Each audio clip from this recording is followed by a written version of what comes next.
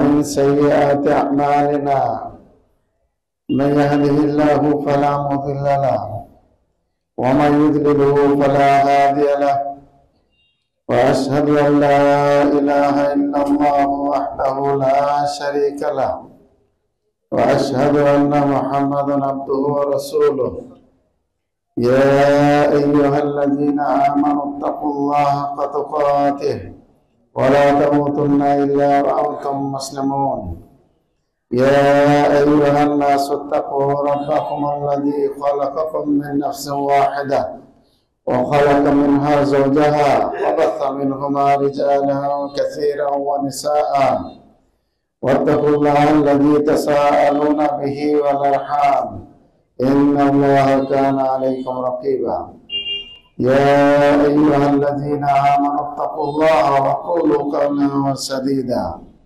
يصلح لكم أعمالكم ويغفر لكم ذنوبكم ومن يطع الله ورسوله فقد فاز فوزا عظيما أما بعد فإن خير الحديث كتاب الله وخير الهدي هدي محمد صلى الله عليه وسلم وشر الأمور محدثاتها وكل محدثة بدعة وكل بدعة ضلالة وكل ضلالة في النار. أعوذ بالله من الشيطان الرجيم. بسم الله الرحمن الرحيم. قال والقرآن المجيد بل عجبوا أن جاءهم منذر منهم فقال الكافرون هذا شيء عجيب أئذا متنا وكنا ترابا ذلك رجع بعيد قد علمنا ما تنقص الأرض منهم وعندنا كتاب حفيظ. وقال تعالى يا أيها الذين آمنوا اتقوا الله ولتنظر نفس ما قدمت لغد واتقوا الله إن الله خبير بما تعملون. আলহামদুলিল্লাহ, আল্লাহ সুবহানাহু ওয়া তাআলা খাস রহমতে তার ঘোষণার মধ্য থেকে চট্টগ্রাম কেন্দ্রীয় আহলে হাদিস জামে মসজিদে উপস্থিত হয়ে তার কিছু সময় ইবাদত করার তথা করবার মাধ্যমে কিছু বলা এবং শোনার সুযোগ পেয়েছি। এই জন্য আমরা কালিমাতুশ শুকর আদায় করবো। আলহামদুলিল্লাহ, সালাতু সালাম আমাদের প্রিয় নবী মুহাম্মদুর রাসূলুল্লাহ সাল্লাল্লাহু আলাইহি ওয়াসাল্লামের প্রতি। আল্লাহুম্মা সাল্লি আলা মুহাম্মদ ওয়া আলা আলি মুহাম্মদ কামা সাল্লাইতা আলা ইব্রাহিম ওয়া আলা আলি ইব্রাহিম ইন্নাকা হামিদুম মাজিদ। আল্লাহুম্মা বারিক আলা মুহাম্মদ ওয়া আলা আলি মুহাম্মদ কামা বারাকতা আলা ইব্রাহিম ওয়া আলা আলি ইব্রাহিম ইন্নাকা হামিদুম মাজিদ। অতঃপর আজকের এই জামে মসজিদে উপস্থিত মুসাল্লিন ইকরাম, আমাদের মা ও ভগ্নীগণ, ফেসবুক লাইভের মাধ্যমে যে সকল দিনী ভাইয়েরা কাছে এবং দূরে থেকে দেশ বিদেশ থেকে আমাদের এই খুতবা শ্রবণ করছেন, দেখছেন, সকলকে আন্তরিক মোবারকবাদ জানিয়ে আজকে যে বিষয়টি নিয়ে কথা বলবো সেটা হচ্ছে মাযা নাফআল ফিল আম আল জাদীদ। নতুন বছরে আমরা কি করব, আমাদের করণীয় কি, বর্জনীয় কি, আমাদের পরিকল্পনা কি, সে বিষয়ে কিছু কথা বলবো ইনশাআল্লাহ। আল্লাহ তাআলা আমাকে দলিল ভিত্তিক বোঝার মতো করে বলার, আপনাদের মনোযোগ সহকারে শ্রবণ করার, সর্বোপরি আমরা যা বলবো যা শুনবো সে অনুযায়ী আমল করার তৌফিক দান করুন। আমি যে আয়াতটি পাঠ করেছি ইতিমধ্যে আপনারা বুঝতে পেরেছেন যে এই আয়াতে আল্লাহ সুবহানাহু ওয়া তাআলা কি বলেছেন। সংক্ষিপ্তভাবে আয়াতটা আমরা বুঝে নিব। ইয়া আইয়ুহাল্লাযীনা আমানু তাকুল্লাহ, হে ইমানদাররা তথা আমরা আপনারা, আমানু তাকুল্লাহ, যারা ঈমান এনেছো তোমরা আল্লাহকে ভয় করো।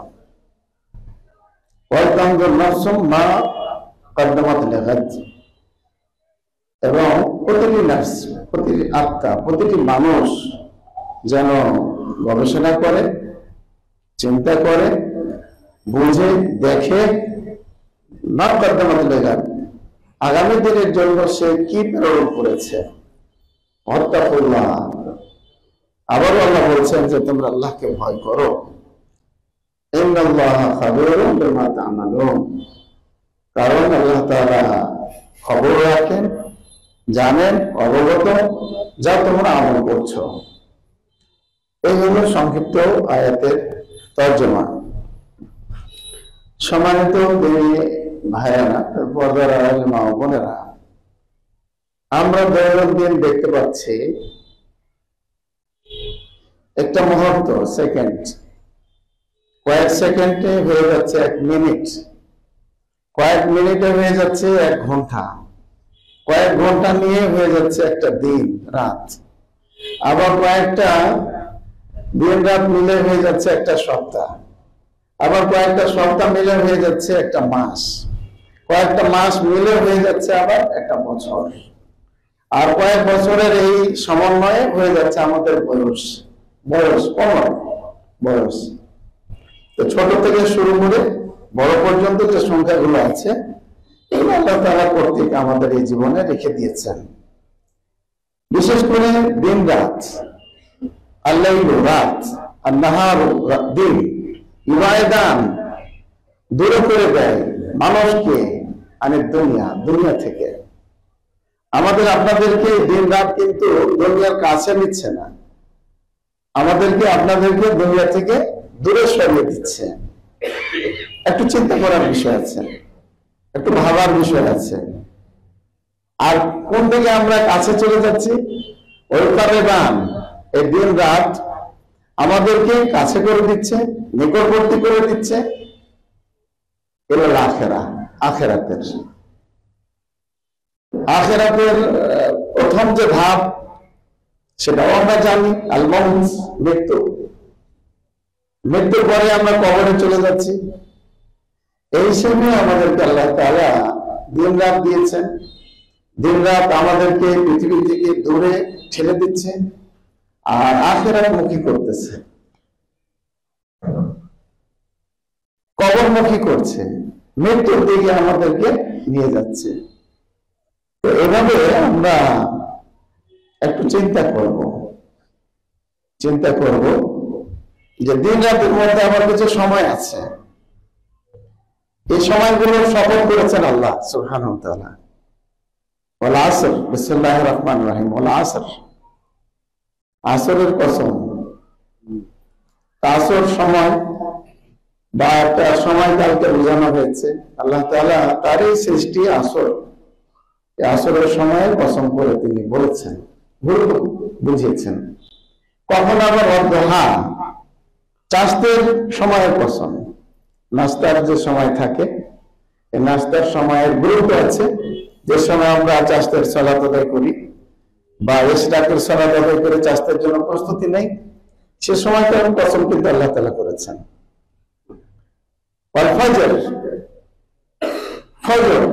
ফজরের শপথ করেছেন আল্লাহ তাআলা।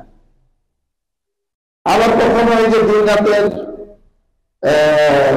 যে মাধ্যমে যে জিনিসগুলো অধিত হয়, অস্তমিত যায়, অশামস, সূর্যের কসম করেছেন আল্লাহ। ওয়াল কমর, চাঁদের কসম করেছেন আল্লাহ। তো এভাবে আল্লাহ তাআলা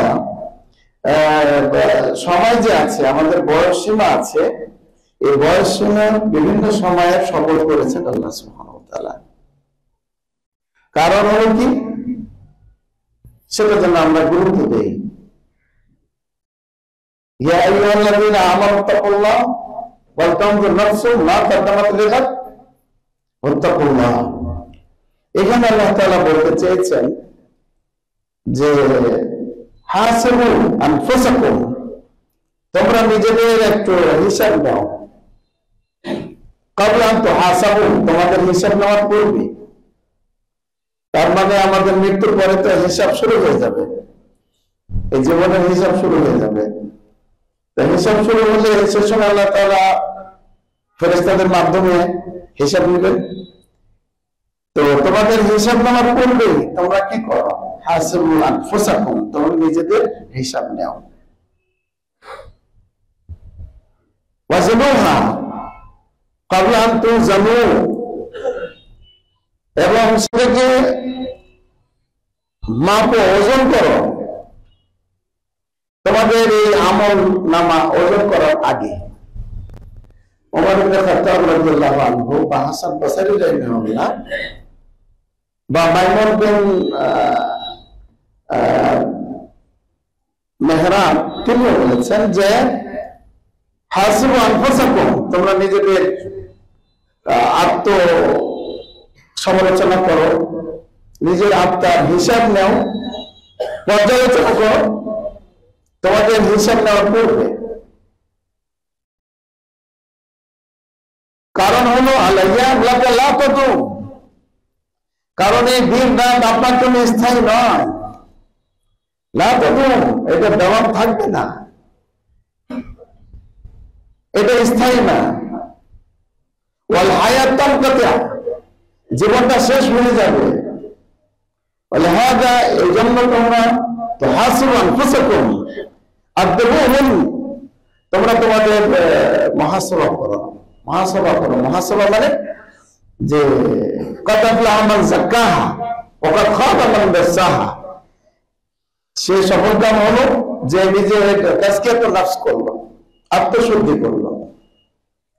আর সে ধ্বংস হয়ে গেল যে নিজের আত্মাটাকে ছেড়ে দিল।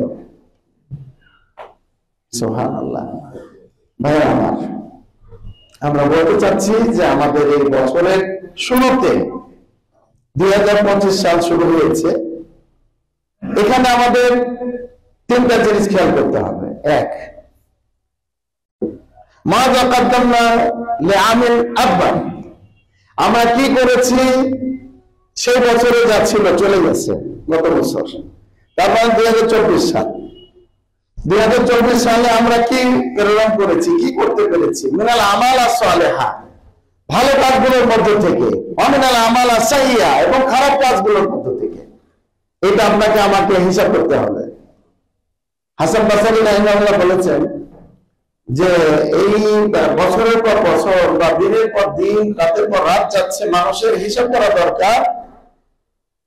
কেমন হিসাবটা করা দরকার? যেমন ইউহাসিব শরীকুন মা শরীকে, একজন পার্টনারশিপ, একজন পার্টনার অন্য পার্টনারের সাথে, দুইজন একসাথে ব্যবসা করছে, দুইজন একসাথে ব্যবসা বাণিজ্য করলে আয় এবং ব্যয় হিসাব করে না?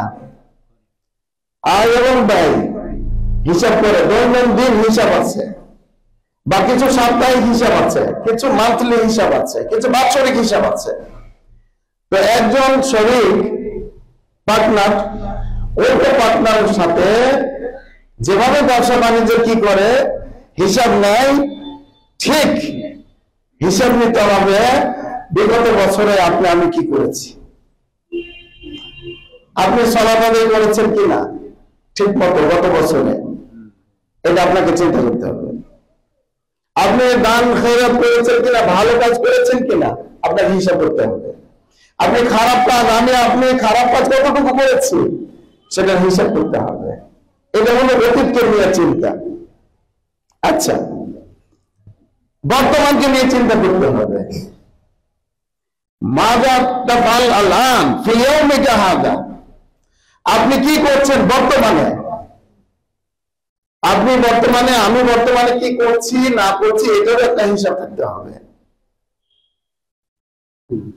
আর কি মাযা তাফআল আনতা ফিল মুস্তাকবাল, আগামী দিনে কি করবেন সেটা আপনি পরিকল্পনা করবেন।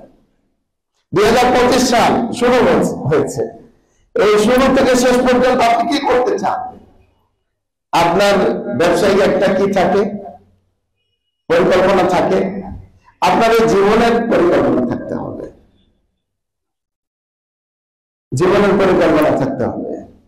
জীবনের পরিকল্পনা কি হতে পারে সেটা আমি কিছুক্ষণ পরে আপনাদেরকে কিছু আংশিক বলবো, যেগুলো আপনাদের আমাদের জানা আছে। কোরআন সুন্নাহ শুনতে শুনতে তো অনেক কিছু আমরা শুনে ফেলেছি, স্মরণে থাকে না, শয়তান আমাদেরকে ভুলিয়ে দেয়। সেগুলো আমরা স্মরণ করিয়ে দিব, আবার আমল শুরু হয়ে যাবে আমাদের। সম্মানিত মুসল্লি ভাইয়েরা, আমরা আপনাদেরকে বলতে চাচ্ছি বা আমরা নিজেরা পর্যালোচনা করছি যে আমরা বিগত বছরগুলোতে আমরা কি করেছি, বর্তমানে কি করছি, আগামী দিনে কি করব সেই পরিকল্পনা আপনাকে আমাকে করতে হবে। আল্লাহ তাআলা এই আয়াতের মধ্যে সেটাই বলেছেন, ইয়া আইয়ুহাল্লাযীনা আমানু তাকুল্লাহ, আল্লাহকে ভয় করো। আমরা বলি শব্দটা একেবারে তাকওয়ার কথা এখানে বলা হয়েছে।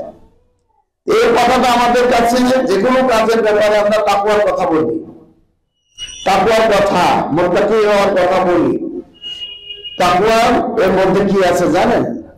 ফিল আল মামুরাত, আপনি আমি আল্লাহর পক্ষ থেকে, রাসূলের পক্ষ থেকে যা নির্দেশিত হয়েছে সেই কাজটা করতে হবে আপনাকে।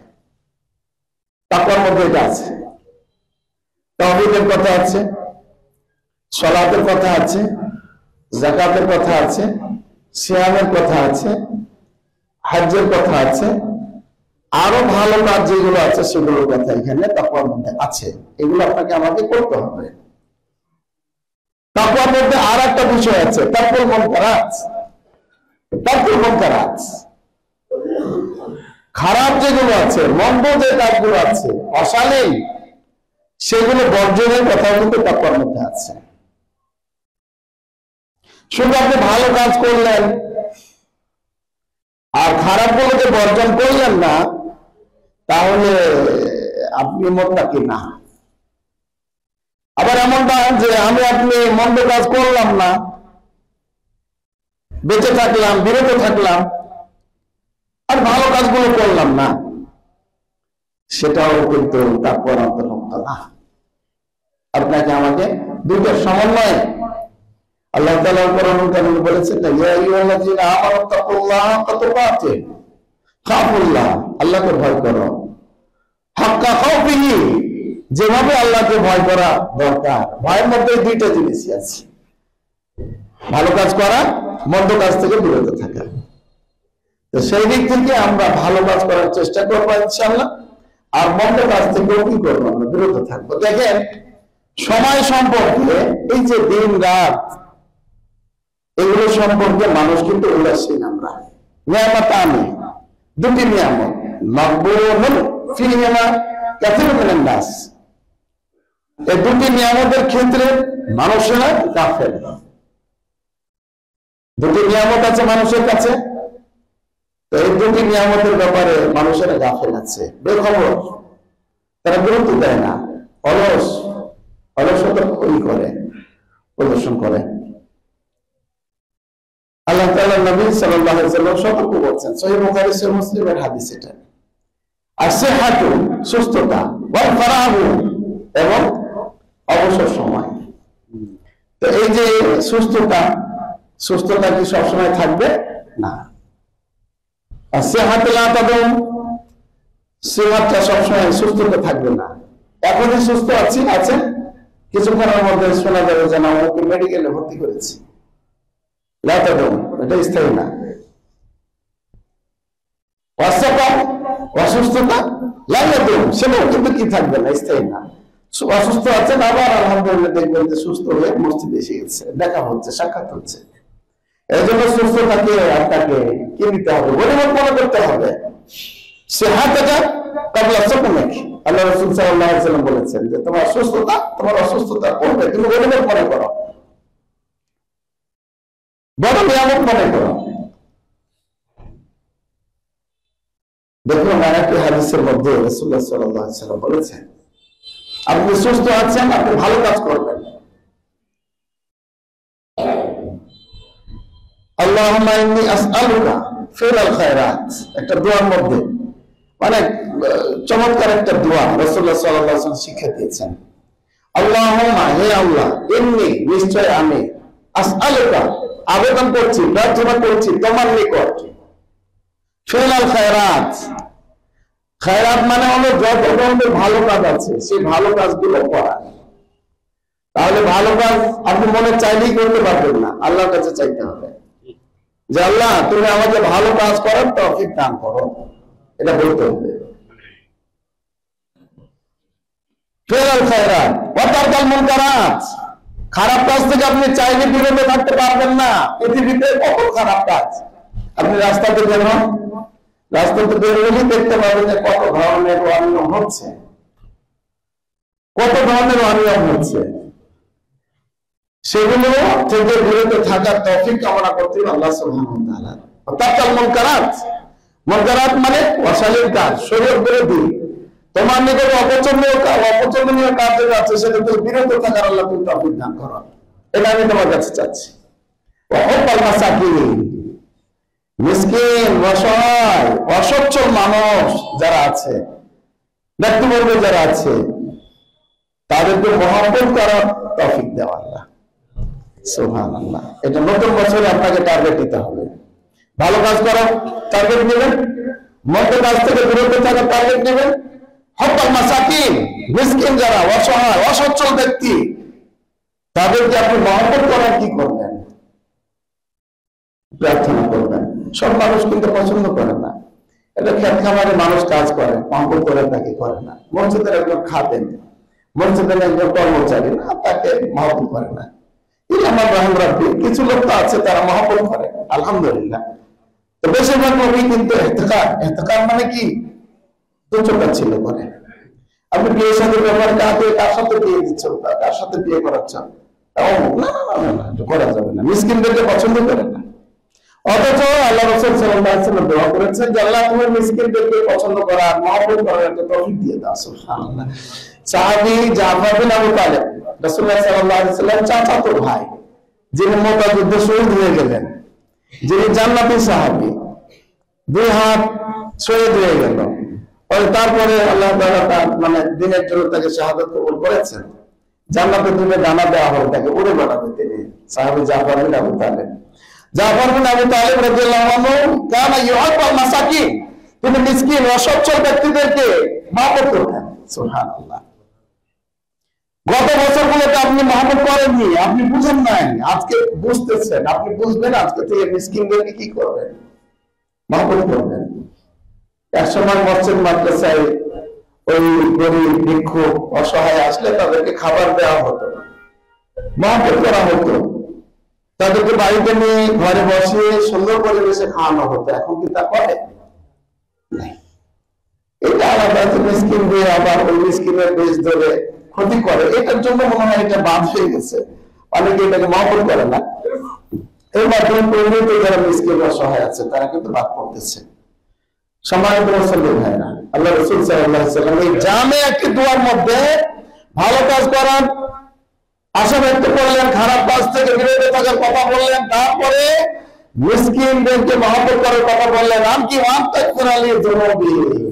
আমার গুনাহগুলো আল্লাহ আপনি মাফ করে দাও। সুবহানাল্লাহ। তাহলে আপনাকে এই নতুন বছরে এই দোয়াটা পড়তে হবে, শিখতে হবে, আপনাকে আমাকে শিখতে হবে। কারণ আমি অতীত এই যে 2024 সাল পর্যন্ত, আজ থেকে 3 দিন আগ পর্যন্ত আমি যা করেছি, গুনাহ করেছি, আমার গুনাহগুলো মাফ করে দাও তুমি। ওটার হাম নেই, আমাকে রহম করো তুমি। সুবহানাল্লাহ। আল্লাহর রহমত ছাড়া কি কেউ জান্নাতে যাবে? কেউ যাবে না, কেউ যাবে না। তাহলে আল্লাহর রহমত কামনা করতে হবে। অনেক লম্বা আরো কিছু অংশ আছে, সেদিকে আমি গেলাম না। আমি আপনাদেরকে এখানে বলতে চেয়েছি যে আমি বিগত বছরগুলোতে যা করেছি সেগুলো হিসাবের মধ্যে নিয়ে আসতে হবে। আপনি যেমন বছর শেষে একটা কি করেন, হিসাব কিতাব হালনাগাদ করেন, কত টাকা আয়, কত টাকা ব্যয়, আপনি কি করছেন, স্থির করছেন যে 2024 সালে আমার এত টাকা, এত কোটি টাকা লাভ হয়েছে, এত কোটি টাকা আমার লস হয়েছে, এত টাকা আমার আগামী বছরে কি করব, আরো ভালো করলে পরিকল্পনা করে আমি আগাইতে পারবো। আপনাকে আপনার আত্মার সাথে আপনি আপনার আত্মাকে ধরবেন, নিজে নিজে চিন্তা করবেন। প্রতিটি মানুষ সকাল করে, সকাল বলে তার নিজের ব্যাপারে হয়তো নিজের আত্মাকে জাহান্নাম থেকে মুক্ত করে, আর না হলে জাহান্নামে নিক্ষিপ্ত করে। প্রতিটি মানুষ বায়ু অন্নসা মুহূর্তে কহা আরবে কহা, সহিহ মুসলিমের বর্ণনায় আছে। রাসূলুল্লাহ সাল্লাল্লাহু আলাইহি ওয়াসাল্লাম বলেছেন যে প্রতিটি মানুষ সকাল হলো, সকাল করলো, সকালের পরে কিন্তু সে নিজের আত্মাকে হয়তো জান্নাতের সাথে বিক্রি করে, নাহলে জাহান্নামের সাথে বিক্রি করে। নাউজুবিল্লাহ। তাহলে আমরা জান্নাতের দিকে গেলে কিন্তু জান্নাতের কাজ করতে হবে, ভালো কাজ করতে হবে। আর যদি আমি আমার আত্মাকে ধ্বংস করি তাহলে জাহান্নামে চলে যাব আমি। এই জন্য আপনাকে আমাকে ওই যে জাহান্নাম থেকে মুক্তির কথা বলা হয়েছে, জান্নাতে যাওয়ার কথা দোয়া শেখানো হয়েছে। আল্লাহুম্মা ইন্নী আউযু বিকা মিন আযাব জাহান্নাম জাহান্নামের আযাব থেকে আল্লাহ তুমি আমাকে হেফাজত করো। আল্লাহুম্মা ইন্নী আউযু আল্লাহুম্মা ইন্নী আসআলুকা জান্নাতাল ফিরদাউস, তুমি জান্নাত দিয়ে দাও, জান্নাতুল ফিরদাউস দিয়ে দাও। আপনি আপনার আত্মাকে ধরে বলবেন আলাস্তে মুসাহাবাতান কাযা ওয়া কাযা, তুমি কি অমুক সময় অমুক গুনাহ করেছো না, তুমি অমুক সময় অমুককে হত্যা করেছো না, তুমি অমুক সময় অমুককে মানে তুচ্ছ তাচ্ছিল্য করেছো না, তুমি অমুককে হে প্রতিপন্ন করেছো না, তুমি মিথ্যা বলেছো না, তুমি অসত্য তথ্য প্রচার করেছো কিনা, সরবরাহ করেছো কিনা, এইটা নিজের আত্মাকে ধরে আপনি বলবেন। আপনাকে বলতে হবে নতুন বছর আপনাকে এটা তার লাগাম টেনে ধরতেই হবে। যদি আপনি তার লাগাম টেনে না ধরতে পারেন, আমি আপনি না ধরতে পারি, তাহলে যে নিজের আত্মাকে ছেড়ে দেবে সে আরো খারাপের দিকে অগ্রসর হবে। 2024 সালে যে অপরাধ করেছে তার থেকে অপরাধের পরিমাণ তার বেড়ে যাবে। আর যদি ভালো করে আত্মাকে ধরে হিসাব নেন, তাহলে অবশ্যই আপনার আত্মা কি হবে, আপনার নিয়ন্ত্রণে থাকবে। আপনি দেখবেন 2024 সালে যা অপরাধ করেছেন, গুনাহ করেছেন, তার পরিমাণ কমে আসবে ইনশাআল্লাহ। আর ভালো কাজ যেটা করেছেন এটা যদি আরো করে দেন, ভালো কাজের পরিমাণ বাড়বে ইনশাআল্লাহ। সম্মানিত দিনী ভাইরা, আমি আপনাদেরকে বলতে চেয়েছিলাম যে নতুন বছরের নতুন পরিকল্পনা, নতুন বছরের নতুন পরিকল্পনার মধ্যে ভুল ত্রুটি, মুনকারাত, মাসি, আল্লাহর অবাধ্যতা সেটা আমরা বর্জন করব।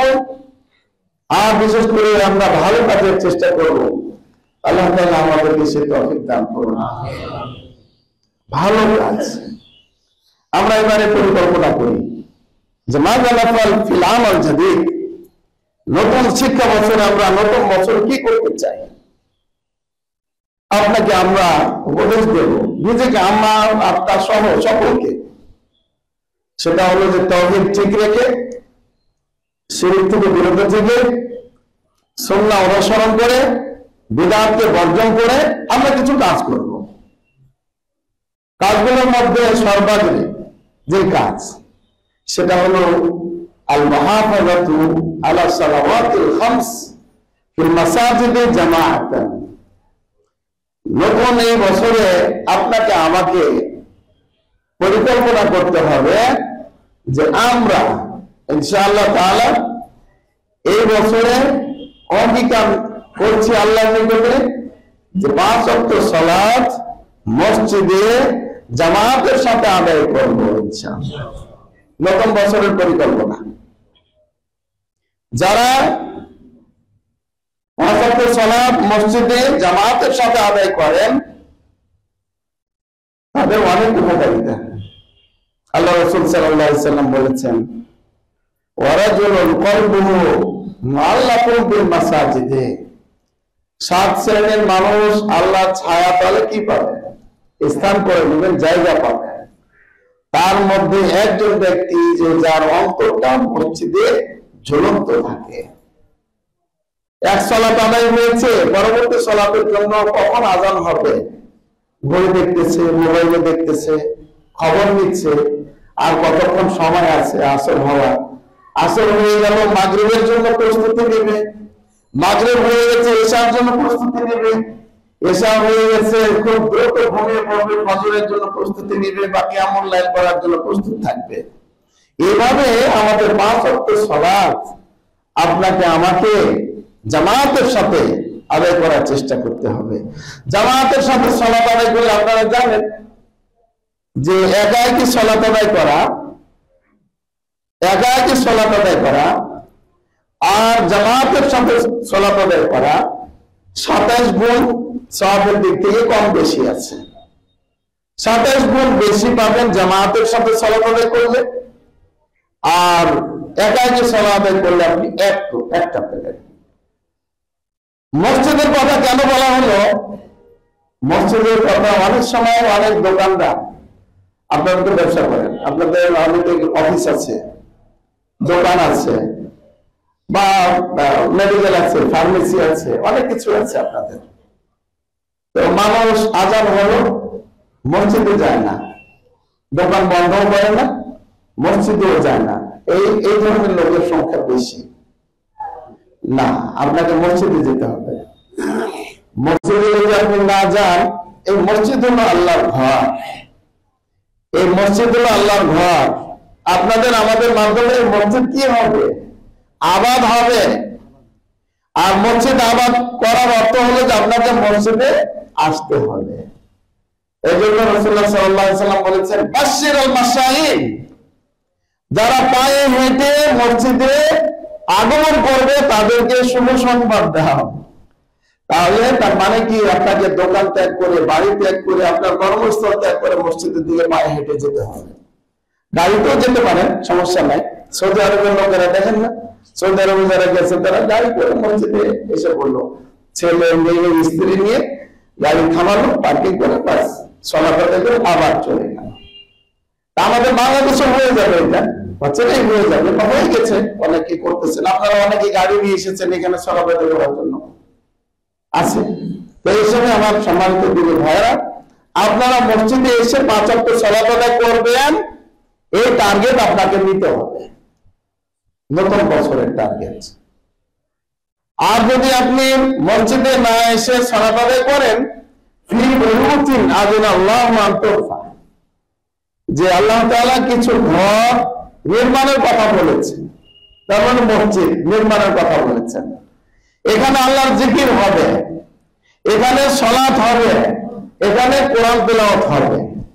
আর এর মাধ্যমে আল্লাহর এই যে আল্লাহর মাখলুকের কাছে আল্লাহর দ্বীনের যে শিআর আলামত আছে সেগুলো প্রমাণ হবে। মসজিদ, যে মসজিদে যত লোকজন উপস্থিত হবে তত মানুষের অন্তরে সেটা রেখাপাত করবে। এটা আপনার আমার উপস্থিতির মাধ্যমে সেটা সম্ভব।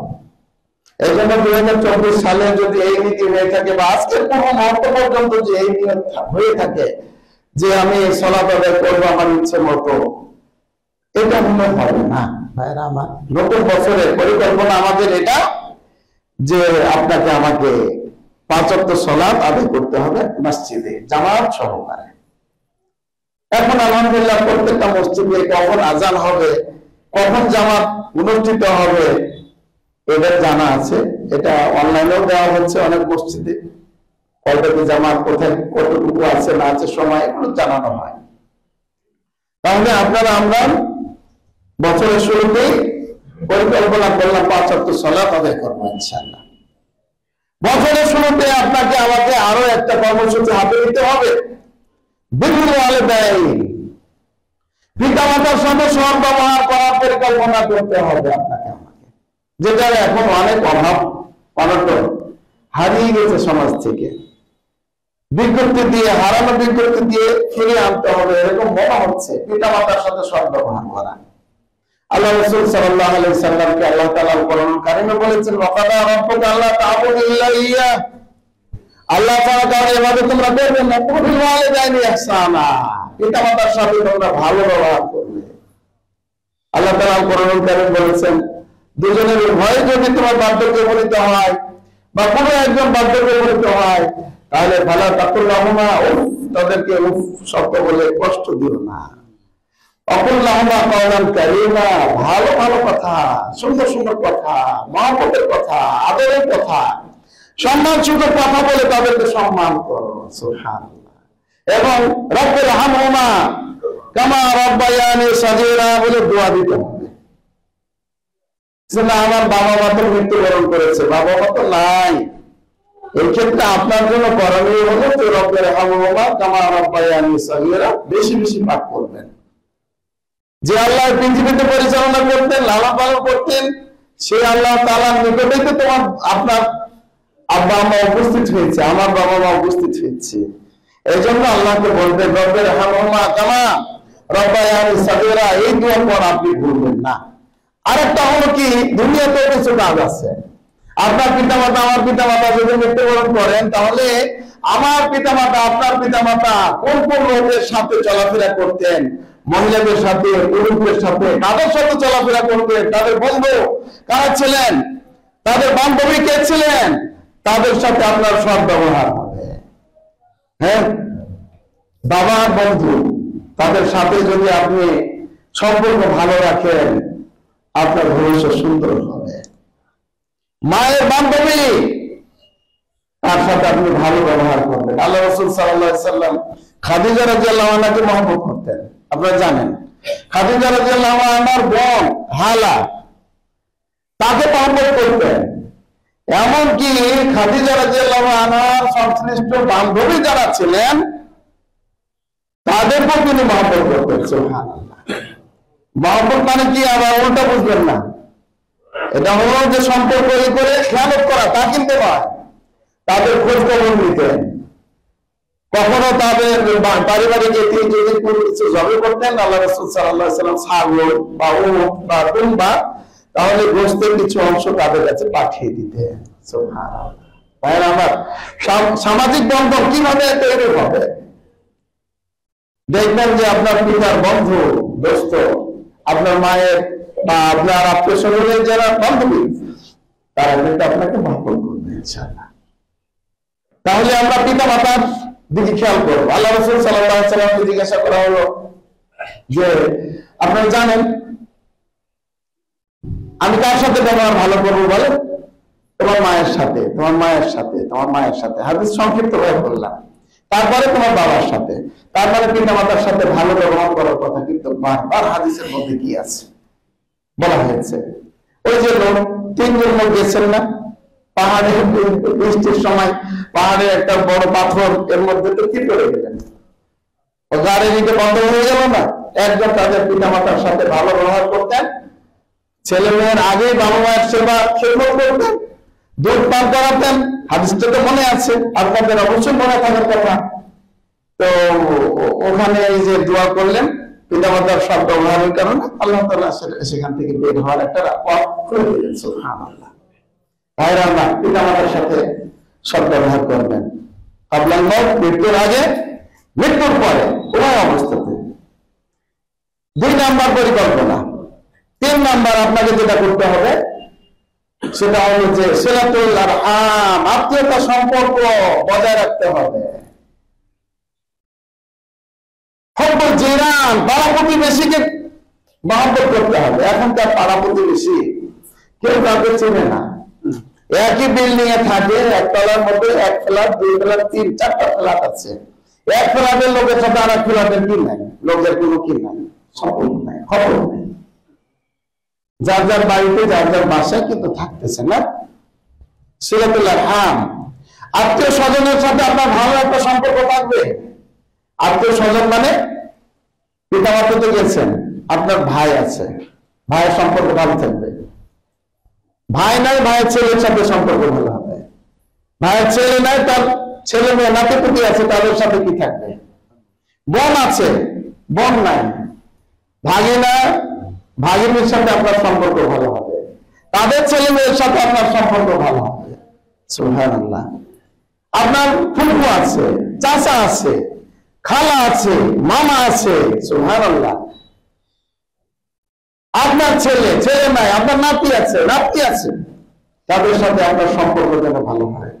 আল্লাহ রাসূল সাল্লাল্লাহু আলাইহি ওয়াসাল্লাম বলেছেন, লা ইয়াদখুলুল জান্নাতা কাতিউন, যে আত্মীয়তা সম্পর্ক ছিন্ন করবে সে জান্নাতে যাবে না। নাউজুবিল্লাহ। আপনি অনেক সালাত আদায় করছেন, সিয়াম পালন করছেন, ভালো ভালো কাজ করছেন, কিন্তু আপনার আত্মীয় স্বজন, পাড়া প্রতিবেশীর সাথে আপনার কি নাই, সম্পর্ক নাই, আপনি জান্নাতে যাওয়ার আশা করতে পারেন না। আমিও করতে পারি না। এই জন্য নতুন বছরে, বিগত বছরে আমরা যদি কেউ না থাকি, নতুন বছরে আমাদের টার্গেট দিতে হবে, তাদের সাথে আমরা ভালো ব্যবহার করবো। পাড়া প্রতিবেশীর সাথে মানুষ, ভাই ভাতিজা, আপনজন যারা আছে তাদের সাথে কথা বলে না।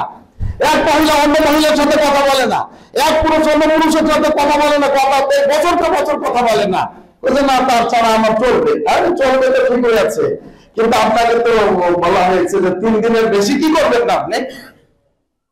হ্যাঁ, 3 দিনের বেশি কথা বন্ধ করা নিষেধ আছে। 3 দিনের বেশি রাখা যাবে না। প্রতি সোমবার, প্রতি বৃহস্পতিবার আল্লাহর কাছে হিসাব পেশ করা হয়, আমলনামা পেশ করা হয়, সব মাফ করো, মাফ করে দিলেন আল্লাহ তাআলা। এই 2 জন যারা কথা বলে না তাদেরটা এখনো কি করা, থামো, রাখো রাখো রাখো। ওরা 2 জনে কি করে নেই, পরস্পরের মীমাংসা করুক সালামের মাধ্যমে, আসসালামু আলাইকুম ওয়া রাহমাতুল্লাহ। আপনি এখন তো কথা সম্পর্ক রাখা অনেক ভালো সম্পর্ক, কারণ কি জানেন, মোবাইল ফোনে আপনি একটা মেসেজ দিয়ে দিলেন, হোয়াটসঅ্যাপে একটা আসসালামু আলাইকুম ওয়া রাহমাতুল্লাহ লিখে দিলেন, সম্পর্ক কি হয়ে যাবে আপনার? চাঙ্গা হয়ে যাবে, ভাইয়ের নাম হিংসা বিদ্বেষ সব কি হয়ে যাবে, দূর হয়ে যাবে। আসুন না আমরা সকলে মিলে পাড়া প্রতিবেশী আত্মীয় স্বজন তাদের সম্পর্ক আমরা যদি ছিন্ন করি, আল্লাহ তাআলা আমাদেরকে মাফ করবেন না। নতুন বছরে আমাদেরকে টার্গেট দিতে হবে আত্মীয় স্বজনের সাথে যেন আমাদের ভালো সম্পর্ক থাকে। আল্লাহ তাআলা আমাদেরকে সে তৌফিক দান করুন। আমি সংক্ষিপ্ত ভাবে 3 নাম্বার জিনিসটা বলবো আপনাদেরকে, সেটা হলো হিফজুল লিসান। হিফজুল লিসান, এই যে জবানের কি করতে হবে, হেফাজত করতে হবে। যা মনে আসতেছে, যা মুখে আসতেছে তাই আপনি বলতেছেন, তাই করতেছেন না। এই জবান আল্লাহ তাআলা দিয়েছেন কিসের জন্য? বিতাআতিল্লাহ, আল্লাহর আনুগত্যে আপনি কথা বলবেন, কথা বলবেন। অবে যিকরিল্লাহ, আল্লাহর জিকির করবেন। অবে কোরআন তেলাওয়াতুল কোরআনুল কারীম, কোরআন তেলাওয়াত করবেন। আর ভালো কথা বলবেন, ভালো কথা পরামর্শ দিবেন। আর যদি না হয় তাহলে আল্লাহ রাসূল সাল্লাল্লাহু আলাইহি সাল্লাম বলেছেন ফালিয়াকুল খায়রান, ভালো কথা বলবে, আও ইয়াসমত, চুপ থাকবে। চুপ থাকতে হবে আপনাকে, আপনার মুখ দিয়ে যেন সঠিক কথাটা বের হয়। ইয়া আইয়ুহাল্লাযীনা আমানু তাকুল্লাহ, ঈমানদাররা আল্লাহকে ভয় করো, ওয়া কুনু মা'আস সাদিকিন, সত্যবাদীদের অন্তর্ভুক্ত হয়ে যাও। সুবহানাল্লাহ, সত্যবাদীদের অন্তর্ভুক্ত হওয়া নিয়ে আবার ওই যে পীর সাহেবরা কি বলছে, পীরের সাথে থাকো, আলহামদুলিল্লাহ, পীরের সাথে থাকো, সত্যবাদী, পীরের আলাদা সত্যবাদী, নাউজুবিল্লাহ, শিরক বিদআতে গুনাহ আর সত্যবাদী। এটা আয়াতের অর্থ কেউ নেন না, যারা তাফসীর করেছেন কেউ এই অর্থ নেন না, এখনকার পীর পদ্ধতিটা নিয়েছে, নিজে তাফসীর করে দিয়েছে। কোন কথা? সত্যবাদীদের অন্তর্ভুক্ত হয়ে যাও। সত্যবাদী মানে আলাইকুম বিসিদকে, তোমরা সত্য বলো। কারণ সত্যবাদীটা সত্য কথাটা বলতে বলতে মানুষ নেকির কাজের দিকে যায়, অগ্রসর হয়। জান্নাহ, এবং নেকির কাজগুলো আপনাকে জান্নাতে নিয়ে যাবে। একজন ব্যক্তির সত্য বলতে বলতে মানুষের কাছে, আল্লাহর কাছে সত্যবাদী নিয়ে যায়। ইয়াকুমুল কাযিব, এবং তোমরা মধ্যে মিথ্যা কথা বলা থেকে কি করো? বিরত থাকো। ফাইনাল কাযিব, মিথ্যা বলা ইহদিয়াল ফুজুর, পাপ কাজের দিকে নিয়ে যায়, আর পাপ কাজ জাহান্নামের দিকে নিয়ে যায়। পাপ কাজে বলতে, মিথ্যা বলতে বলতে বলতে একদম মৃত্যু হয়ে যায়, দুনিয়া তো হয়, আল্লাহর কাছে নিয়ে যায়। নতুন বছর, নতুন পরিকল্পনা, কোরআন হাদিস পুরাতন আল্লাহ দিয়ে দিয়েছেন, আলহামদুলিল্লাহ। কিন্তু যখন বলবো তখনই এখন নতুন মনে হবে। সুবহানাল্লাহ। তো বুঝতে পারছেন যে আপনারা, আমরা মিথ্যা বলবো না। আল্লাহ রাসূল সাল্লাল্লাহু আলাইহি ওয়াসাল্লাম বলেছেন, এই দুই ঠোঁটের মধ্যবর্তী স্থানের যে হেফাজত করবে, দায়িত্ব দিবে আমার নিকটে। ওয়াবাইনা রিজলাইহি, পায়ের মধ্যবর্তী স্থানটা হলো লজ্জাস্থান এবং জবান, এই দুইটার সংরক্ষণের দায়িত্ব যদি কেউ আমাকে দেয়, ওয়াদা করে, তাহলে আযনাল্লাহুল জান্নাহ, তার জন্য আমি জান্নাতের গ্যারান্টি দিয়ে দেব। সুবহানাল্লাহ। তার মানে মিথ্যা বলা যাবে না। এখন তো সারা দুনিয়া মিথ্যার উপর চলতেছে। মিথ্যা একটা ঘটনা দিয়ে দিল ফেসবুকে, বুঝছেন? এর জন্য মৃত্যুর কঠিন শাস্তির কথা বলা হয়েছে, কঠিন শাস্তির কথা বলা হয়েছে। এই জন্য নতুন বছরে আমরা মিথ্যা বলবো না, মিথ্যা বলবো না, মিথ্যা থেকে বেঁচে থাকার আমরা চেষ্টা করবো। 4 নাম্বার বিষয় হলো মা বোনদের জন্য, আপনাদের আমাদের জন্য হিজাব, পর্দা। পর্দা নাই, খাস পর্দা, পারিবারিক পর্দা নাই। আম পর্দা যেটা চলতে ফিরতে বাড়িতে বের হওয়ার সময়, পর্দা নাই। পর্দা কিন্তু আল্লাহ তাআলা বলেছেন, চোখের পর্দা, শরীরের পর্দা, সব পর্দা কিন্তু করতে হবে। যে মা বোনেরা পর্দা করেন না, হাত মোজা, পা মোজা পর্দা করেন না, বা আপনারা, আমরাও সেটা ওই রাসায়নিক দেখার জন্য প্রস্তুত, নিজের নজরটাকে কি করি না, মূল্যদামি রাখি না। আল্লাহ তাআলার নির্দেশনা কিন্তু আমরা কি করতেছি? অমান্য করতেছি। এই জন্য সম্মানিত দিনের ভাইয়েরা, আপনারা আমরা এই পর্দা করার চেষ্টা করবো ইনশাআল্লাহ। পর্দা, পারিবারিক পর্দা, বাইরে যাওয়ার সময় পর্দা, আম পর্দা এবং খাস পর্দা, বিশেষ পর্দা, সাধারণ পর্দা, আমরা পর্দা করার চেষ্টা করব। আল্লাহ তাআলা আমাদেরকে নতুন বছরে, অতীতে যা হয়েছে আমরা ভুল করেছি, আল্লাহ তাআলা আমাদেরকে মাফ করবেন, আমরা ক্ষমা চেয়ে নেব ইনশাআল্লাহ।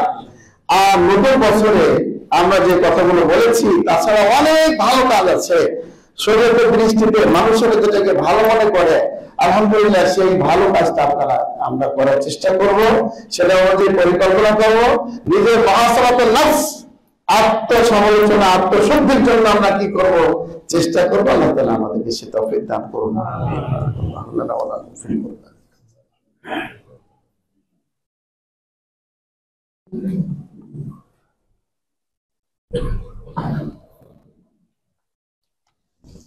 إن الحمد لله والصلاة والسلام على رسول الله أما بعد أعوذ بالله من الشيطان الرجيم بسم الله الرحمن الرحيم قل هو الله أحد الله الصمد لم يلد ولم يولد ولم يكن له كفوا أحد।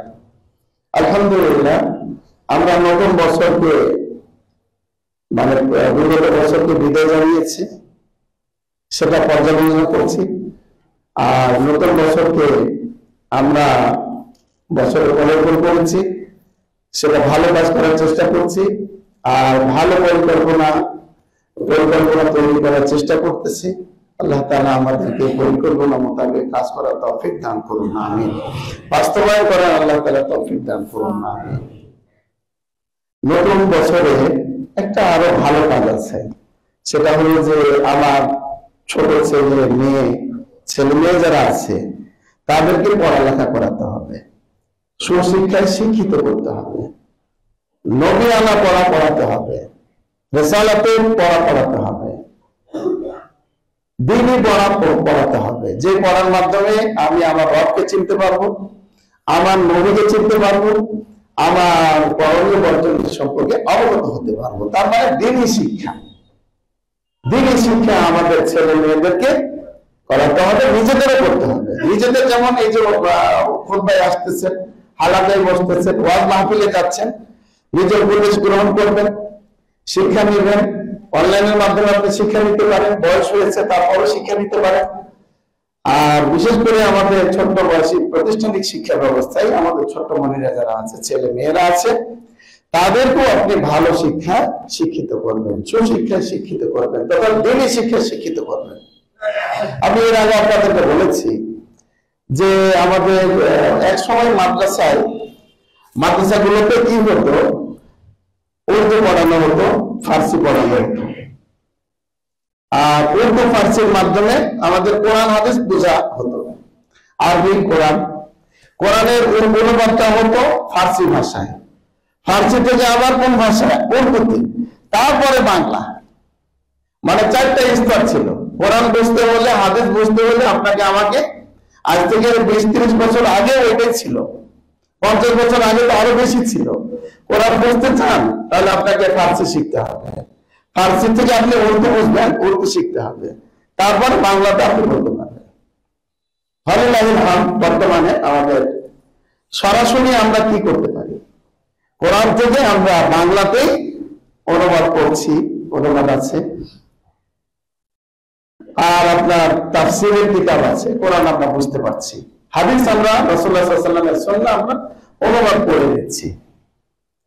তো এখন আলহামদুলিল্লাহ আমাদের মাদ্রাসাগুলোতে, আর তখন আবার কি ইংরেজি পড়ার অবৈধ ছিল না। দারুল উলুম দেওবন্দ থেকে ফতোয়া ছিল যে ইংরেজি পড়াটা হারাম। এটার একটা প্রেক্ষাপট ছিল, আপনারা অবাক হবেন না, কারণ তখনকার সময়ে ইংরেজদের টার্গেট ছিল যে ছাত্রী ইংরেজি পড়বে তাদেরকে তারা নিয়ে চলে যাবে, তাদের ইংরেজ বানায় ফেলবে। মুসলিম পরিবার থেকে যখন ছেলেমেয়েরা ইংরেজি পড়বে, তখন তাকে তো টার্গেট নিয়ে নিয়েছে ইংরেজরা। এই সময় তখনকার যুগে আমাদের দ্বীনি ভাইয়ের আলেম ওলামা তারা কি দিয়েছেন, ছেলে মেয়েদেরকে বাঁচানোর জন্য, মুসলিম ইসলামী আকীদার মধ্যে রাখার জন্য ইংরেজি পড়া যাবে না বলা হয়েছিল। কিন্তু এখন আলহামদুলিল্লাহ সে বিপদ শেষ। এখন তো আমাদের আলহামদুলিল্লাহ আমাদের মুসলিম উম্মার ছেলে মেয়েরা, মুরব্বীরা সবাই জানে বুঝে। এখন আবার ইংরেজি পড়লে তাদেরকে কি নেওয়া হবে না, তাদের দেখছেন যে ডাক্তার জাকির নায়েক, সুবহানাল্লাহ, আন্তর্জাতিক পর্যায়ে কি একজন দায়ী। এভাবে কত ইংলিশ পড়ুয়া দায়ী আছে না? আছে, আলহামদুলিল্লাহ, সুবহানাল্লাহ, আন্তর্জাতিক আমাদের দেশে সব জায়গাতে আছে। তো এখন আলহামদুলিল্লাহ আমাদের মাদ্রাসাগুলোতে বাংলা পড়ানো হয়, ইংরেজি পড়ানো হয়, গণিত পড়ানো হয়। এই যে খায়রুল উম্মাহ আমাদের এই মাদ্রাসা, আপনাদের আমাদের প্রিয় মাদ্রাসা, এই মাদ্রাসাতেও কিন্তু বাংলা আছে, ইংরেজি আছে, গণিত আছে, এবং সাথে আমাদের ফরজ এই যেটা শিক্ষা সেটা হলো কোরআন হাদিসও আছে। আলহামদুলিল্লাহ দোয়া শিক্ষা দেওয়া হচ্ছে, কোরআন তেলাওয়াত শেখানো হচ্ছে, দুনিয়া শেখানো হচ্ছে। তো এই মাদ্রাসাগুলোতে আপনারা আপনাদের ছেলে মেয়েদেরকে ভর্তি করবেন। আপনার ছেলে মেয়েরা এখানে বাংলাও শিখতে পারবে, ইংরেজি শিখতে পারবে, আরবিও শিখতে পারবে। তাহলে অন্যান্য সাধারণ যে প্রতিষ্ঠানগুলো আছে সেখানে কিন্তু আপনার শুধু বাংলা আর ইংরেজি আছে, আরবি সেখানে নাই। সরকার পরিকল্পনা করছে যে ভবিষ্যতে আরবি দেওয়ার জন্য, এটা যদি সফল হয় আলহামদুলিল্লাহ, আর যদি না হয় তাহলে সেটাও আল্লাহর উপরে রেখে দিলাম আমরা, এটা দেওয়া দরকার। এখন মাদ্রাসাগুলোতে আমাদের এই বাংলা ইংরেজি, তাহলে একজন ব্যক্তি 2 ভাষা জানে আর একজন ব্যক্তি 3 ভাষা জানে, তাহলে অবশ্যই 3 ভাষা জানলে ওরা কি ভালো। এই জন্য মাদ্রাসা পড়ুয়া যদি 10ম শ্রেণী পড়ে কলেজে যেতে চায়, আলেম পড়ে ভার্সিটিতে যেতে পারবে, কিন্তু স্কুলে ম্যাট্রিক পাস করার পরে, ইন্টার পাস করার পরে যদি মাদ্রাসা পড়তে যায় তাহলে কখনো সে কিন্তু শিশু শ্রেণী, বেলে শ্রেণীর আরবি তাকে পড়তে হবে। এই হিসাবে আপনি মাদ্রাসায় পড়াবেন ছেলে মেয়েদেরকে, আপনি যে কোনো পথ তার জন্য উন্মুক্ত হয়ে যাবে আলহামদুলিল্লাহ। আর বিশেষ করে আমাদের মাদ্রাসাগুলো, সালাফি আকীদার যে মাদ্রাসাগুলো, সেগুলোর সিলেবাস এবং বর্তমানে কওমি যে সিলেবাস, হানাফি ভাইদের কওমি সিলেবাস, দুটার মধ্যে পার্থক্য আছে। আমাদের সিলেবাসটা হলো আপনার খায়রুল উম্মাহ সিলেবাস হলো আপনার মক্কা মদিনার সিলেবাস, আর হানাফি মাযহাবের যে সিলেবাসটা হলো সেটা হলো আপনার ওই ফিকহ ভিত্তিক দারুল উলুম দেওবন্দকে ফলো করে সিলেবাস। তাহলে সিলেবাসের মধ্যে ব্যবধান আছে। একটা মানুষ সিলেবাসের মাধ্যমে কিন্তু ছেলে সুশিক্ষায় হয় বা খারাপ শিক্ষাতে চলে যায়। এই জন্য আমাদের মাদ্রাসাগুলোতে খায়রুল উম্মাহতে যদি আপনি পড়ান, তাহলে দেখবেন যে আপনার ছেলে মেয়ে একেবারে সালাফে সালেহিন, সাহাবায়ে কেরামের মানহাজে বেড়ে উঠছে আলহামদুলিল্লাহ। দেখবেন বর্তমান সময়ে যারা যে ইরানি আছে শিয়ারা কিন্তু তাদের ছেলে মেয়েদেরকে ছোট থেকে এমন ভাবে গড়ে যে তারা শিয়া মতবাদ ছাড়া কিছু বুঝে না, ছেলে মেয়ে গড়ে। আপনার অনলাইনে দেখবেন ছোট ছোট বাচ্চারা কি করছে, এই ইসলামিক সঙ্গীত পড়ছে, কোরআন তেলাওয়াত করছে, ওরা কিন্তু সবাই বাহাবা দিচ্ছে তাকে, শিয়াদের। কিন্তু আমাদের এই আকীদা যারা আছে, আমরা মুসলিমরা সহিহ আকীদা যদি আমি হয়ে থাকি, আমার ছেলেকে মেয়েকে সহিহ আকীদার জ্ঞান চর্চা করাতে হবে, তাহলে ওর ভবিষ্যৎটা কি হবে, সুন্দর হবে। না এটা পরে শিখে নিবে, না পরে পারবে না। এই জন্য আপনারা কি করবেন, ছাত্রছাত্রী আমাদের এই চট্টগ্রাম অঞ্চলের বিভাগে অনেকগুলো মসজিদ হয়ে গেছে, এখন সালাফি আকীদার অনেক মসজিদ হয়ে গেছে আলহামদুলিল্লাহ, যেটা মক্কা মদিনার আজান সালাত সবকিছু চলছে আলহামদুলিল্লাহ, কোনটা চলছে। অনেকগুলো মাদ্রাসাও হয়ে গেছে। আমাদের তার মধ্যে অন্যতম মাদ্রাসা হচ্ছে খায়রুল উম্মাহ, এই মাদ্রাসা। এখানে এই মাদ্রাসাতে আপনারা ছেলে মেয়ে দিবেন আলহামদুলিল্লাহ। পর্যায়ক্রমে শুরু হয়েছিল একেবারে ছোট থেকে, এখন 9ম শ্রেণী পর্যন্ত পৌঁছে গেছে আমাদের খায়রুল উম্মাহ মাদ্রাসা। তার মানে মেশকাত ক্লাসে পৌঁছে গেছে। হানাফি মাযহাবের মেশকাত ক্লাস মানে হলো দাওরা হাদিসের আগের বছর, আর আমাদের এইগুলো হলো বুলবুল মারাম পড়ানো হয়েছে, হাদিসের কিতাব সংকলন আপনার এই যে মেশকাত পড়ানো হলো প্রথম খণ্ড, তারপরের বছরে মেশকাত দ্বিতীয় খণ্ড, তারপরে জামিআত তিরমিজি ইবনে মাজাহ পড়ানো হবে, তারপরে ছেলেদের পড়ানো হবে সুনান আবু দাউদ, সুনান আন-নাসাই, হাদিসের কিতাব, মূল কিতাব। তারপরে আপনার সহিহ বুখারী প্রথম খণ্ড, সহিহ মুসলিম দ্বিতীয় খণ্ড, এইভাবে দাওরা হাদিস পর্যন্ত সহিহ বুখারী দ্বিতীয় খণ্ড, সহিহ মুসলিম দ্বিতীয় খণ্ড পড়িয়ে তাদেরকে একেবারে 6-7 বছর হাদিস পড়ানো হয়। এজন্য হাদিসগুলো তাদের অন্তরে রেখাপাত করে। আর আমাদের হানাফি মাযহাবের মাদ্রাসাগুলোতে 1 বছর মেশকাত পড়ানো হয়, দ্বিতীয় বছরে হাদিসের কুতুব সিত্তা, ওই যে সিয়াহ সিত্তা যে বলে হাদিসের 6টি মূল কিতাব, এটা পড়িয়ে তাদেরকে শুরু যায়। ওরা পড়িয়েছে কি, তারা ফিকহ মাযহাব, হানাফি মাযহাবের ফিকহ পড়িয়ে একেবারে মালাকুতা মিলন পড়াইছে, নুরুল ইজাব পড়াইছে, মুখতাসারুল কুদরি পড়াইছে, শারহুল লুগাহ পড়াইছে, বুঝছে। তারপরে হেদায়াত আওয়ালান আখিরাত পড়িয়ে ওদের মাথায় একবার মগজে কি ঢুকিয়ে দিয়েছে ফিকহ। হাদিস যখন আসেন একটু বরকলা পায় তাদের মাযহাবে, তখন এই বিতর্ক না চলো চলতে থাকে। দেখেন তো চলতে থাকে, ছাত্ররা আর হাদিস বুঝে না, বুঝতে পারে না। আমাদের মাদ্রাসাগুলো কিন্তু তা না। আপনি আপনার ছেলে এখানে ব্যাংকে পড়াবেন, আল্লাহ তাআলা দেখবেন যে একেবারে সুন্দরভাবে তারা বেড়ে উঠবে। ডক্টর শহীদুল্লাহ খান মাদানী সাহেবের মতন, ডক্টর আব্দুল্লাহ ফারুক মাদানী, হাফেজ মতো, শেখ মুহাম্মদ মাদানী, বড় বড় শেখ মুস্তাফা আহমদ, বড় বড় আলেমদের মতো আলেম হয়ে যাবে ইনশাআল্লাহ। তখন দেখবেন যে এই চট্টগ্রামে বড় বড় আলেম হয়ে গেছে। আশা করি আপনারা এই করবেন, বিষয়টা গুরুত্ব দিবেন, আপনাদের ছেলে মেয়েদেরকে ভর্তি করবেন এখানে, আর এটা দিয়ে আপনারা খেয়াল করবেন ইনশাআল্লাহ। আর দ্বিতীয় হলো যে আমাদের মানবের জন্য আল্লাহর পক্ষ থেকে দাওয়াতি যে প্রোগ্রাম হয়, মহাসম্মেলন আগামী মাসের 7-8 তারিখে আছে, 7-8 তারিখে আছে। এখান থেকে আপনারা যাবেন, গাড়ি করে যাবেন, আর কিছু অর্থকরী সহযোগিতার মাধ্যমে তো এই প্রোগ্রাম গুলো হচ্ছে, আপনারা কিছু সহযোগিতাও করবেন। আমাদের মসজিদ মাদ্রাসা কমপ্লেক্সের কর্তৃপক্ষ যারা আছেন, আমির সাহেব তো আজকে ঢাকাতে গেছেন চিকিৎসার জন্য, আল্লাহ তাকে শিফায়ে কামেল আজল দান করুন। আমি কর্তৃপক্ষ অনেকেই কক্সবাজার বিভিন্ন মসজিদে গিয়েছেন, জাহুল্লাহ খায়না, আবার কিছু আছেন, আলম ভাই সহ কয়েকজন আছেন, আপনারাও আছেন। আপনারা সবাই এই যে মসজিদে কুপন আছে, কুপনের মাধ্যমে কিছু অর্থ করি ভালো কাজে নেকির কাজে তাকওয়ার কাজে আপনারা সহায়তা করবেন। বছরের শুরুতে দেখবেন যে আল্লাহ তাআলা আপনাদের আমাদের বারাকা দান করবেন ইনশাআল্লাহ। আল্লাহ তাআলা আমাদেরকে বরকত অর্জনের জন্য ভালো কাজ করার তৌফিক দান করুন, আমিন। বিশেষ করে আমাদের এই মসজিদ মাদ্রাসা কমপ্লেক্স সুন্দরভাবে সাজানোর জন্য কর্তৃপক্ষ আপনাদের সহযোগিতায় পদক্ষেপ নিয়েছেন, ভাঙার কাজ শুরু হয়ে গেছে। এই কাজে আপনারা সবাই সর্বোচ্চ সহায়তা করবেন ইনশাআল্লাহ, সবাই সহায়তা করবেন। কেউ পরামর্শ দিয়ে সহায়তা করবেন, কেউ শ্রম দিয়ে সহায়তা করবেন, কেউ অর্থকরী দিয়ে আপনারা কি করবেন, সহযোগিতা করবেন। আশা করি আপনারা কথাগুলো বুঝেছেন। সর্বশেষ আমি এটা আবারও বলতে চাই, বছরের প্রতিটি বছরগুলো থেকে তওবা ইস্তেগফার করে আস্তাগফিরুল্লাহ আল্লাযী লা ইলাহা ইল্লা হুয়াল হাইয়ুল কাইয়্যুম ওয়া আতুবু ইলাইহি, আস্তাগফিরুল্লাহ ওয়া আতুবু ইলাইহি বলে আমরা সকাল সন্ধ্যা দোয়াগুলো করবো, ঘুমের দোয়াগুলো করবো, সেগুলো পরে আমরা আল্লাহ জিকির করবো ইনশাআল্লাহ, এবং আমরা কোরআন তেলাওয়াত করবো, ভালো ভালো কাজগুলো করার চেষ্টা করবো।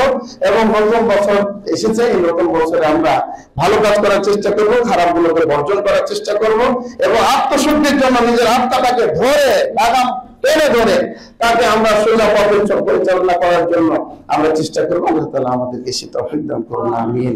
ইবাদাল্লাহ রাহিমানি রাহিমাকুল্লাহ, ইন্নাল্লাহা ইয়া'মুরু বিল আদলি ওয়াল ইহসানি ওয়া ইতা'i যিল কুরবা ওয়া ইয়ানহা আনিল ফাহশাই ওয়াল মুনকারি ওয়াল বাগই ইয়া'যিকুম লা'আল্লাকুম তাযাক্কারুন। ওয়াজকুরুল্লাহা ইয়াযকুরুকুম ওয়া আদউহু ইস্তাগফির লাকুম ইন্নাহু তাআলা মালিকুম গাফুরুর রাহিম।